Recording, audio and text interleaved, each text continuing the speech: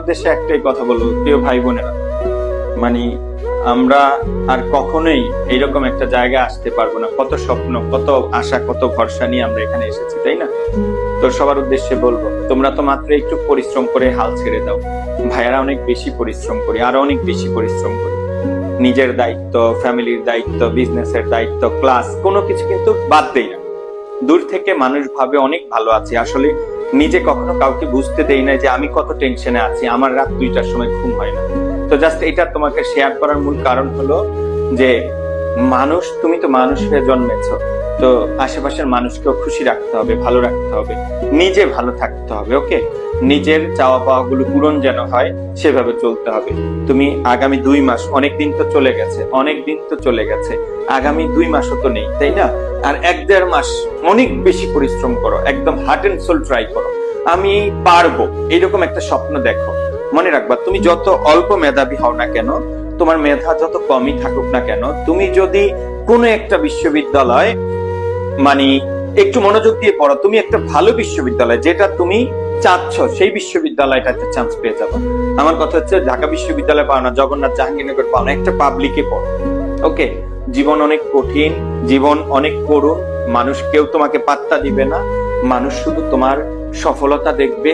মানুষকে তুমি যদি টাকা দিয়ে ভালোবাসো, মানুষ তোমাকে ভালোবাসবে।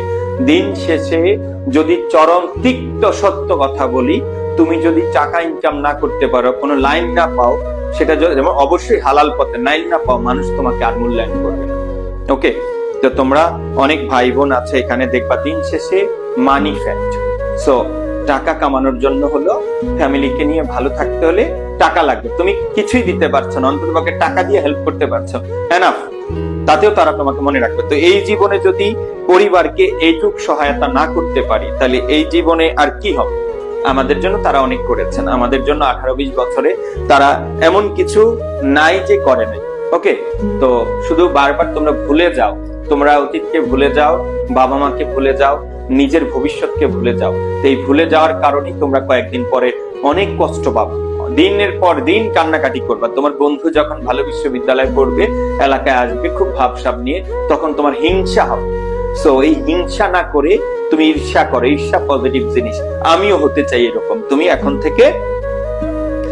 থেকে নতুন করে চেষ্টা করো, এখন থেকে নতুন করে চেষ্টা করো যে আমি পারবো, আমাকে পারতে হবে। এই জন্য পারতে হবে কারণ আমাকে ভালো খাওয়ার জন্য পারতে হবে, আমাকে ভালো জিনিস পরিধান করার জন্য আমাকে একটা লাইনে উঠতে হবে, আমাকে ভালো ক্যারিয়ারে যাওয়ার জন্য আমার ব্যাকআপ মানে পায়ের নিচের মাটি শক্ত করতে হবে। আর পায়ের নিচে ভালো ক্যারিয়ার, ভালো জায়গায় যাওয়ার জন্য পায়ের নিচে মাটি মানে একটা ভালো পাবলিক ইউনিভার্সিটি, এই আইডেন্টিটি তোমাকে ভালো জায়গায় নিয়ে যাবে। তোমরা যারা আমাকে পছন্দ করো, শুধু একটাই বলবো, আমাকে এভাবে কেউ বলে নাই। আমি যখন ঢাকা বিশ্ববিদ্যালয়ের জন্য আসছি, ট্রাস্ট মি, আমাকে কেউ এভাবে বলে নাই। আমি উইলিংলি বিভিন্ন মানুষের কাছে, টিচার ভালো, কে পড়ায় ভালো, আমাকে চান্স পাইতে হবে, সুতরাং আমাকে একজন ভালো টিচারের কাছে যাইতে হবে। কসম করে বললাম, এই শুক্রবার আমি যা তোমাকে বাংলা পড়াইছি না, এর 20 ভাগের 1 ভাগ পড়ায় না আমার টিচার, ঠিক আছে? তো আমি এই জন্য, আমি যেই প্রবলেম গুলো ফেস করেছি, কেউ ভালো বলুক আর খারাপ বলুক, আমি ওই প্রবলেম গুলো আমার স্টুডেন্টদের কাছে, আমার ছোট ভাই বোনদের কাছে পাবলিশ করি, বলার, প্রেজেন্ট করার ট্রাই করি। আমি ওই প্রবলেম গুলো যেন তারা ফিউচারে না ফেস করে। মনে রাখবা, তোমাকে ভালো কিছু হইতে হলে, টাকা কামাইতে হলে, তোমাকে শিক্ষা যদি থাকে তাহলে টাকা আসবেই একদিন, পরিশ্রম করলে। ওকে, আর যদি শিক্ষা না থাকে, এখন বলবো ভাই অনেকেই তো শিক্ষা না হইয়া টাকা কামাইতেছে। হ্যাঁ, তুমি যাও না ভাই, ওই যে দেখো, তুমি নিউ মার্কেট যাও, দেখো অনেক অশিক্ষিত মানুষ অনেক কোটি কোটি টাকা কামাই ফেলছে। এখন তুমি আজকে যায় নিউ মার্কেট একটা দোকান নিতে যাও না, জীবনও পারবে না, সুযোগ নাই। যারা কামাইছে তারা ওই জায়গাগুলো ধরে রেখেছে। এখন তোমাকে যদি খেলতে হয়, ব্রেন দিয়ে খেলতে হবে, মেধা দিয়ে খেলতে হবে, আদারওয়াইজ এই দেশে টিকা তোমার দ্বারা পসিবল না। তুমি চাইলে একটা বিজনেস দাঁড় করায় ফেলতে পারবা না ওই আগের মতো বোকা মানুষের মতো, যে বেটা শিখ লিখতে পারে না, তারও 5টা দোকান আছে। বসুন্ধরা গিয়ে দেখবা, যে বেটা পড়াশোনা পারে না, সে এখন সাদা পাঞ্জাবি, সাদা পাজামা পরে চলাফেরা করে, বিকজ এগুলো আগে সম্ভব ছিল। আর এই মুহূর্তে তোমাকে খেলতে হলে মেধা দিয়ে খেলতে হবে, ব্রেন দিয়ে খেলতে হবে, সাহস নিয়ে খেলতে হবে। যদি তোমার মধ্যে শিক্ষা না থাকে, রিস্ক নেওয়ার ক্যাপাবিলিটি, রিস্ক নেওয়ার সাহস তোমার থাকবে। প্রিয় ভাই বোন, আবার পড়ো, আবার করে নতুন করে ট্রাই করো, এটাই তোমার জীবন। তুমি যদি শিক্ষিত হও, তোমার পরবর্তী প্রজন্ম ভালো থাকবে। আর তুমি যদি অশিক্ষিত রয়ে যাও, তোমার পরবর্তী প্রজন্মের অবস্থা আরো খারাপ হবে।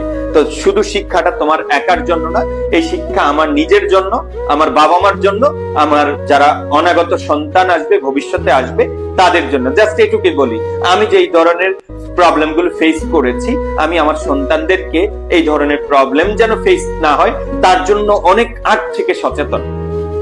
সো তুমি আমার ভাই, তুমি আমার বোন, আফটার 5 ইয়ার্স 4 ইয়ার্স তোমরা পরবর্তী প্রজন্ম যখন আসবে তখন থেকে অনেক বিপদে পড়ে যাবে। তাদের জন্য হলো তুমি একটা ভালো জায়গায় যাও, তারা যেন কোনো কিছুর অভাবে না থাকে, তারা যেন খারাপ না থাকে। হয়তো ভাইয়ার মুখ থেকে এই কথাগুলো শুনছ, খারাপ লাগে, বাট এটাই বাস্তবতা। আমার চেয়ে কেউ যদি সিনিয়র কেউ এসে বলতো তাহলে তোমার আরো ভালো লাগতো। তো সবাই ভালো থাকবা, নতুন করে শুরু করো, সবার স্বপ্ন পূরণ হোক। ভাইয়ের কথা মনে রাখো, আমরা আস্তে আস্তে শেষ পর্যায়ে চলে এসেছি। যারা আইসিইউ ব্যাচ 1, আমি চেষ্টা করেছি তোমাদেরকে দেওয়ার জন্য, ইনশাল্লাহ। সবাই ভালো থাকবা, আল্লাহ হাফেজ, আসসালামু আলাইকুম।